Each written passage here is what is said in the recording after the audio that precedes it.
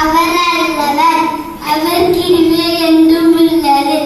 தேவார தேவரே துரியவர், அவர் கிருபை என்றும் உள்ளது. கத்தாரி கத்தரே துரியவர், அவர் கிருபை என்றும் உள்ளது.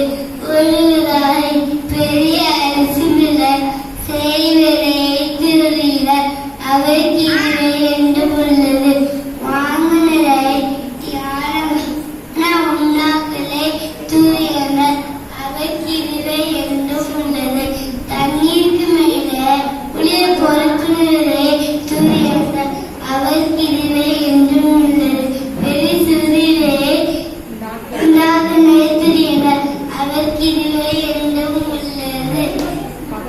பதினால சூரியனை படைத்தவரே துரியவர், அவர் கிருபை என்றும் உள்ளது. இறுதியிலான சந்திரியா நட்சத்திரியா படைத்தவரே துரியவர், அவர் கிருபை என்றும் உள்ளது.